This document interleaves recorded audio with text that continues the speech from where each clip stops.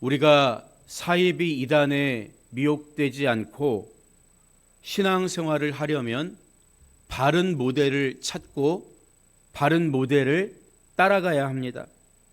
당연히 우리 신앙의 롤모델은 예수님이시죠. 그런데 오늘 본문 말씀은 또 하나의 모델을 우리에게 제시하고 있는데 말씀을 가르치거나 신앙을 인도하는 분들입니다. 물론 우리는 예수님 한 분이면 충분하죠. 하지만 예수님을 본 적도 만나본 적이 없는 우리는 우리보다 먼저 예수님을 믿고 예수님을 닮아가는 사람들, 그 말씀을 가르치는 사람들을 보고 배워야 하는 거예요. 바울이 고린도 교회 성도들에게 내가 그리스도를 본받는 자가 된 것 같이 너희는 나를 본받는 자가 되라고 한 말이 바로 그런 의미입니다.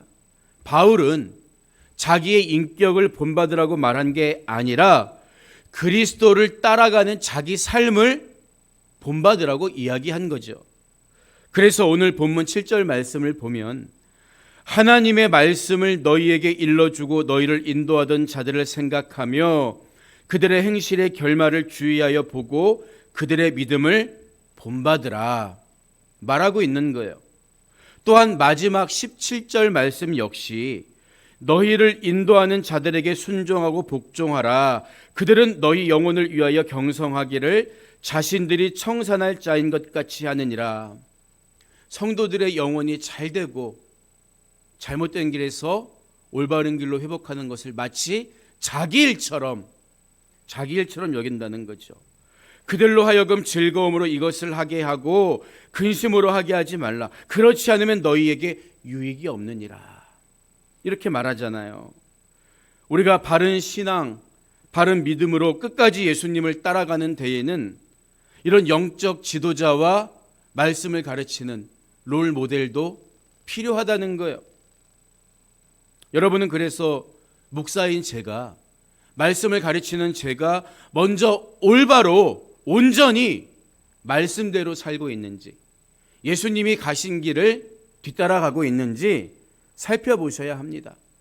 그리고 제가 이단이나 사이비가 아니라면, 그리고 주님의 심정으로 목회하고 있다고 여겨진다면 저를 본받고 제가 근심하지 않도록 제 마음을 헤아려 주는 것이 결국 여러분들에게도 유익하다는 거예요. 왜냐하면 예수 그리스도는 어제나 오늘이나 영원토록 동일하시니라 8절의 말씀처럼 우리가 믿고 따르는 이 복음은 하루아침에 주어진 게 아니라 마치 이어달리기를 하듯이 예수님에게서 사도에게로 그리고 다시 전도자들을 통해 우리에게 이르렀기 때문입니다. 말씀을 또 가르치고 배우고 또 다음 세대가 그 말씀을 듣고 전달할 것이기 때문에 히브리서 기자가 이 사실을 강조하는 이유는 어떤 직분자들, 교회 지도자들의 우월성을 말하기 위함이 아니라 바른 통로로 검증된 사람들에게 말씀을 배워서 거짓 교사와 이단의 미혹으로부터 성도들을 보호하기 위한 목적이라는 거예요. 자기만 깨달은 말씀이라고 미혹하는 이단들은 지금도 우리 주위에 차고 넘치잖아요. 그래서 9절을 보면 여러 가지 다른 교훈에 끌리지 말라. 마음은 은혜로서 굳게함이 아름답고 음식으로서 할 것이 아니니 음식으로 말미암아 행한 자는 유익을 얻지 못하였느니라 말하고 있는 거죠. 절기뿐만이 아니라 음식을 규례로 그거 먹으면 믿음이 없는 거야. 뭐 이런 식의 이야기로 우리 신앙을 흔드는 사람들의 미혹에 넘어가지 말라는 거죠. 지금까지 히브리서 기자는 옛 언약 시대에 주어졌던 율법과 대제사장 그리고 제물보다 훨씬 우월한 예수 그리스도에 대한 논증을 이어왔고 우리가 그 믿음으로 인내하며 어떤 삶을 구체적으로 살아야 하느냐 예를 들어가면서 밝혔습니다. 신앙이란 아는 게 중요한 게 아니라 아는 만큼 행동으로 실천하는 게 중요하다는 거예요. 그렇기 때문에 이제 우리에게 주어진 사명은 우리의 진정한 롤 모델이 되시는 예수 그리스도, 어떻게 그분처럼 살 수 있을까? 이 문제겠죠. 그래서 오늘 말씀은 지금까지의 내용을 정리해 주면서 우리가 본받고 따라가야 하는 삶에 대해서 설명해 주고 있는 거예요. 예수님은 구약에 기록된 제사의 모형을 실제로 완성하신 분입니다. 본문 10절을 보면 우리에게 제단이 있는데 장막에서 섬기는 자들은 그 제단에서 먹을 권한이 없나니, 이렇게 이야기하죠. 재미있는 것은 앞선 9절에서 어떤 율법적으로 먹지 말아야 될 음식을 믿음의 문제까지 결부시키는 사람에게 비판하는 말로 인용했다면, 오늘 10절은 그 말씀을 받아서 중의적인 표현으로 먹을 문제에 대한 이야기를 계속 이어가고 있는 거예요. 그런데 우리에게 제단이 있나니, 여기서 말하는 제단은 지금까지 언급해온 구약시대의 제단, 짐승을 잡아서 태우는 그 제단이 아니라 우리에게 있는 제단이라는 거죠. 곧 그리스도인들의 죄사함을 가능하게 하는 제단을 말하고 있습니다. 여러분, 우리의 죄를 사할 수 있는 분이 누구십니까? 예수님이죠. 예수님은 요한복음 6장 51절에서 나는 하늘에서 내려온 살아있는 떡이니 사람이 이 떡을 먹으면 영생하리라. 내가 줄 떡은 곧 세상을 생명을 위한 내 살이니라 말씀하신 바가 있습니다. 그래서 우리에게 있는 제단은 어떤 다른 제물을 태워 바치는 옛 언약 시대, 구약 시대의 제단이 아니라 예수 그리스도, 그분을 의미하죠. 하지만 여전히 장막에서 섬기는 것을 제일로 여기는 사람들은 우리에게 있는 제단, 곧 예수 그리스도의 살과 피를 먹을 수가 없는 거예요. 왜일까요? 그들은 새 언약의 완성자로 오신 예수님을 믿지 않고 여전히 스스로 옛 언약에 매여 있는 사람들이기 때문입니다. 음식을 먹고 안 먹는 문제로 거룩해진다고 생각한다든지, 여전히 구약 시대에 제사를 드려야 죄사함을 받을 수 있다고 생각하는 사람들이죠. 여러분, 히브리서를 읽고 있는 1차 독자들은 대부분 장막 제사를 드리던 유대교에서 기독교로 개종했던 사람들이죠. 그러니까 지금 바울이 히브리서 저자가 하고 있는 말이 어떤 의미인지 쉽게 이해가 되었을 거예요. 보세요. 이어지는 11절을 보면 이는 죄를 위한 짐승의 피는 대제사장이 가지고 성소에 들어가고 그 육체는 영문 밖에서 불사름이라, 이렇게 이야기하죠. 일반적인 제사를 드릴 때 제물의 고기는 제사장들이 자유롭게 먹을 수 있었습니다. 하지만 제물의 고기를 먹을 수 없는 제사가 두 가지가 있었는데, 그것은 제물을 다 완전히 태워서 드리는 번제일 경우가 한 가지고, 또 한 가지는 속죄를 위한 제사, 죄를 위해 드리는 제사의 고기는 먹을 수가 없었어요. 11절을 보면 이는 죄를 위한 짐승의 피는, 이렇게 말하고 있기 때문에 본문이 말하고자 하는 얘기는 먹을 권한이 없는 제사에 관한 말이라는 것을 우리도 깨달을 수가 있는 거죠. 일반적인 속죄 제사 외에 이스라엘 백성 전체의 죄를 속하기 위한 대속죄일에 드린 제물의 고기도 먹을 수가 없었습니다. 이날에는 대제사장이 자신을 위해 숫송아지와 수양 그리고 백성을 위해 2마리 염소를 드림으로써 속죄 제사를 행했는데, 매년마다 반복적으로 드리는 속죄 제사라는 특별한 의미가 있었던 거예요. 그리고 일반적인 죄의 속죄 제사에서 제물의 피를 가지고 성소까지만 들어갈 수 있었다면, 대속죄일만큼은 그 제물의 피를 가지고 지성소에 들어가는 유일한 날이었던 거죠. 여러분, 그렇다면 예수님은 속죄의 제물로, 일반적인 속죄의 제물로 드려진 걸까요? 아니면 상징적인 대속죄일의 제물로 드려진 걸까요?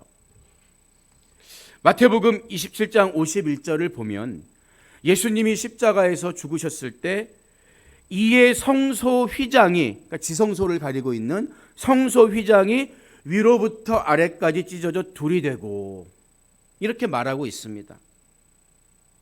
그러니까 예수님이 피 흘려 죽으셨을 때 지성소를 굳게 닫고 있던 휘장이 찢어져서 지성소가 훤하게 드러나게 되었다는 거죠. 이것은 예수님의 피가 단순히 성소까지만 간 게 아니라 지성소에 뿌려졌다는 것을 구약의 눈으로, 레위기의 눈으로 확인시켜 주고 있는 대목입니다. 예수님은 모든 인간의 추하고 더러운 죄를 대신 지고 죽으셔서 하늘 지성소에 드려진 가장 완전한 대속죄일의 제물이 되었다고 히브리서 기자는 증언하고 있는 거예요. 이어지는 12절을 보면 그러므로 예수도 자기 피로써 백성을 거룩하게 하려고 성문 밖에서 고난을 받으셨느니라 이렇게 말하고 있잖아요. 히브리서 기자는 계속해서 구약의 제사법을 상기시키면서 예수님의 사역을 설명하고 있는데요. 여기서 성문 밖, 예수님은 성문 밖에서 고난받으셨다 그러는데 성문 밖이라는 말은 이스라엘 백성들이 광야에서 생활할 때 사용했던 진영 밖이라는 의미와 동일합니다. 이어지는 13절에 나오는 영문 밖도 같은 뜻이에요. 이게 어떤 말이냐 하면 이스라엘 백성들이 광야에서 성막을 중심으로 진영을 동서남북에 펼쳤죠. 그리고 성막은 하나님의 임재를 상징했습니다. 따라서 성막을 둘러싼 이스라엘 진영 밖으로 나갔다는 말의 의미는 하나님의 은혜와 상관없는 저주의 장소로, 고난의 장소로 이해했던 거예요. 히브리서 기자가 예수님이 성문 밖에서 고난받으셨다, 성문 밖에서 죽으셨다는 사실을 강조하는 데에는 이유가 있습니다. 왜냐하면 속죄 제사를 드릴 때 제물의 육체를 태운 곳이 진영 밖이었기 때문이에요. 나머지 부산문들을 다 가지고 가서 진영 밖에 태웠습니다. 그래서 레위기 4장 12절을 보면 송아지의 전체를 진영 바깥 재 버리는 곳인 정결한 곳으로 가져다가 불로 나무 위에서 사르되 곧 재 버리는 곳에서 불사를 지니라 이야기하고 있어요. 하나님께 드리는 온전한 제물은 제단 위에서 불살랐지만 죄를 대신 지고 죽은 제물의 나머지 육체는 진영 밖으로 가지고 가서 불태워야 했던 거예요. 몇 년 전에 육군 한 부대에서 취사병이 뭐 때문인지 장병들이 먹을 음식에 자기 소변과 침을 섞었다는 익명의 제보가 들어와 군 당국이 조사에 착수했다는 뉴스를 본 적이 있어요. 뭐 선임병들에 대한 불만이나 원망이 있었겠죠. 아마 이 소식을 들은 분들은 저절로 얼굴이 찌푸려졌을 거예요. 왜 그렇습니까? 더럽다는 생각 때문이겠죠. 사실 모르고 그걸 먹는다고 뭐 죽기야 하겠습니까? 뭐 중병에 걸릴 리야 없겠죠. 하지만 더럽다는 생각 때문에 알면 먹을 수가 없는 거예요.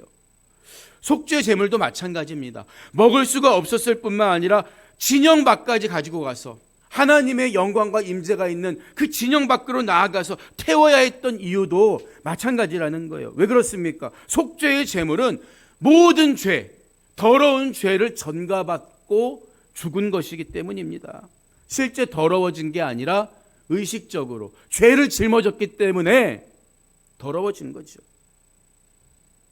죄인을 대신해서 죽은 속죄 제물의 피를 성소에 뿌린 후에 남은 육체를 진영 밖으로 가져가 태워버렸던 것처럼 우리 모든 죄를 지고 십자가에서 죽으신 예수님의 피는 지성소에 드려지고 그 육체는 성문 밖, 예루살렘 성문 밖에서 죽으심으로써 그분이 세상 죄를 지고 간 하나님의 어린 양이라는 사실을 친히 증명해 보이셨던 거예요. 히브리서 기자는 이 사실을 구약의 속죄 제사법과 연결시켜서 확인해 주고 있습니다.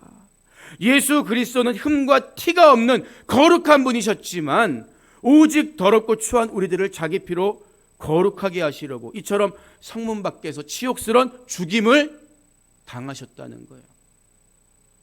여러분, 진영 안이, 성문 안이 자유롭고 안전이 보장된 장소라면 성문 밖은 어떤 곳입니까? 불편함과 위험이 도사리고 있는 장소예요. 그래서 대부분의 사람들이 성을 높이 쌓고 그 안에 살기를 원합니다. 여러분, 히브리서가 어떤 목적으로 기록된 서신서라고요? 다시 유대교로 돌아가려고 하는 그리스도인들을 대상으로 기록된 편지입니다. 왜 그들의 마음속에 갈등과 혼란이 생겼을까요? 왜냐하면 그들에게 있어 유대교란 하나의 종교를 넘어서 정치와 경제, 문화를 포괄하는 정체성 그 자체였기 때문입니다. 그렇기 때문에 유대교를 떠난다? 유대교로부터 배척받는다는 것은 사회 안에서 보호받지 못하고 철저하게 고립된 것을 의미했던 거죠. 그런데 우리의 롤 모델이 되시는 예수님께서 성문 밖에서, 진영 밖에서 죽으셨다면 그분을 본받기 원하는 우리는 어떤 각오와 결심으로 살아가야 할까요? 그리스도께서 성문 밖에서 고난당하신 것처럼 13절을 보면 그런즉 우리도 그의 치욕을 짊어지고 영문 밖으로 그에게 나아가자 말하고 있는 거예요. 이것은 예수님이 하나님의 영광을 위해서 온갖 치욕을 당하셨던 것처럼 나도 세상의 조롱과 핍박을 피하지 말고 끝까지 하나님만 바라보고 하나님을 예배하며 살아가야 한다는 것을 의미하는 것입니다. 만약 여전히 내 안전과 내 인격과 내 유익을 보호해주는 성 안에 머물기만을 추구한다면 우리는 결코 성문 밖에서 고난당하신 그리스도를 본받고 따르는 삶을 살 수가 없다는 거죠. 중세시대 대표적인 신앙 서적 가운데 하나로 꼽히는 그리스도를 본받아라는 책이 있어요. 이 책의 저자인 토마스 아 캠피스는 이 책에서 이런 말을 합니다. 할 수만 있다면 위로를 받고 평안한 삶을 누리는 것보다 그리스도를 위해 고난을 견디는 쪽을 선택해야 합니다. 이를 통해 당신은 그리스도를 더욱 닮게 되고 그분을 본받게 됩니다. 우리의 가치와 영적인 성장은 희락과 위로에서 오는 것이 아니라 환난을 참고 견디는 데서 오는 것입니다. 이런 말을 하지요. 그리스도를 본받는다는 것은 결국 나의 의지를 하나님의 뜻에 전적으로 일치시키는 것을 의미합니다. 그렇기 때문에 영문 밖으로 나간다는 것은 예수님을 따르기 위해 세상이 주는 유익을 포기하는 것입니다. 히브리서가 기록될 당시에는 고난과 희생을 감수하면서 유대 공동체로부터 쫓겨나는 일이었고 지금 우리에게는 바른 신앙 양심을 위한 내려놓음일 수도 있습니다. 하지만 그것이 무엇이든 두려워하거나 망설이지 말고 주님을 따라 영문 밖으로 나아가야 한다는 거예요. 부유하고 안락한 성 안에서 하나님과 상관없이 사는 것보다 거친 성 밖으로 쫓겨나는 한이 있더라도 하나님 뜻에 순종하는 것이 그리스도를 본받는 제자의 삶이기 때문입니다. 물론 영문 밖으로 나간다는 말이 무조건 그리스도인들은 가난한 삶을 살아야 한다든지 그리스도인들은 절대로 세상에서 성공하면 안 된다 이런 의미는 아닙니다. 성경을 보면요, 하나님은 요셉이나 다니엘 같은 사람들도 귀하게 사용하십니다. 그들이 가지고 있는 지위, 그들의 성공, 그들로 인하여 영광을 받으셨죠. 그러나 중요한 본질이 있어요. 그들이 세상에서는 성공이라는 자리에 오르겠지만 결코 성공을 위해서 그것만을 목적으로 살고 있지 않았다는 거예요. 하나님에 대한 사랑과 순종이 그들의 삶의 최우선순위였다는 것입니다. 어떻게 이것이 가능했을까요? 그들에게는 분명한 삶의 목적과 믿음이 있었기 때문이죠. 어떤 믿음입니까? 14절을 보면 우리가 여기에는 영구한 도성이 없으므로 장차 올 것을 찾나니. 아하, 히브리서 11장에서 믿음의 선진들이 바라는 것들의 실상, 보이지 않는 것들의 증거를 보고 얻었기 때문에 척박한 땅에서 믿음을 지킬 수 있었던 것처럼 이 땅에는 영원한 것이 없으며 오직 영원한 도성만을 믿고 바라봤기 때문에 성문 안에 있든지 성문 밖에 있든지 가난하든지 부하든지 하나님만을 기쁘시게 드리는 삶을 살 수가 있었던 거예요. 우리에게 이 중심이 있어야 합니다. 이게 먼저라는 거죠. 우리가 예수님처럼 영문 밖으로 나아가는 결단을 하고 그런 삶을 살면 우리에게 변화가 생겨납니다. 그게 뭘까요? 본문은 두 가지를 이야기하고 있습니다. 먼저 15절을 보면 그러므로 우리는 예수로 말미암아 항상 찬송의 제사를 하나님께 드리자. 이는 그 이름을 증언하는 입술의 열매니라. 이렇게 말하고 있습니다. 예수님이 우리를 거룩하게 하셨을 뿐만 아니라 왕같은 제사장으로 삼아 주셨기 때문에 우리에게 있는 제단 예수 그리스도의 살과 피를 받아먹기 때문에 우리는 항상 하나님이 받으시는 제사를 드릴 수 있게 됐는데 그게 바로 찬송의 제사라는 거예요. 찬송의 제사. 여러분, 찬송이 뭡니까? 하나님이 우리를 부르시고 지으신 목적이잖아요. 요즘에는 오로지 감상용으로 또는 내 마음의 위로를 얻기 위해서 듣는 찬양을 만들거나 부르는 사람이 많아졌어요. 여러분, 하지만 찬양의 원래 목적은 내가 위로받거나 어떤 좋은 평안한 마음을 누리기 위한 감상을 하기 위함이 아닙니다. 찬양의 진짜 목적은, 유일한 목적은, 어쩌면 유일한 목적은 하나님을 영화롭게 하는 거예요. 하나님께 영광을 돌려드리는 것입니다. 찬송이야말로 예수 그리스도의 이름을 증언하는 입술의 열매라고 오늘 본문도 말하고 있잖아요. 어떤 상황에서 누구를 만나든지 여러분의 입술에서 하나님을 향한 진짜 찬양, 감사와 감격의 고백이 마르지 않기를 주님의 이름으로 축복합니다. 이게 영문 밖으로 나아가는 사람의 삶에 맺히는 열매라고요. 찬양의 제사를 드리는 거예요. 또 한 가지 변화가 뭘까요? 우리의 일상적인 삶 속에 맺히게 되는데요. 16절을 보면 오직 선을 행함과 서로 나누어 주기를 잊지 말라. 하나님은 이 같은 제사를 기뻐하시느니라 말하고 있습니다. 예수님의 피로 거룩하게 된 우리가 드리게 되는 또 하나의 제사는 선을 행하고 나누어 주는 삶의 제사예요. 여러분, 신기하지요? 하나님은 재물을 잡아서 드리는 제사만 제사라고 말씀하신 게 아니라 우리가 다른 사람에게 선행을 베풀고 내가 움켜쥐고 있는 것을 나누는 것도 제사다, 예배다, 이렇게 말씀하신다고요. 왜 그렇습니까?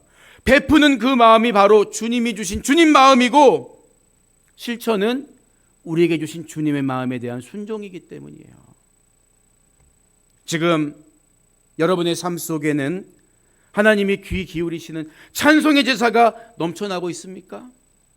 주님을 뒤를 따르는 영문 밖의 삶이 힘들고 고단해도 항상 감사하면서 영광을 돌리는 것이 자기 피로 우리를 거룩하게 하신 예수님을 따라 영문 밖으로 나아가는 자의 삶이라는 거예요.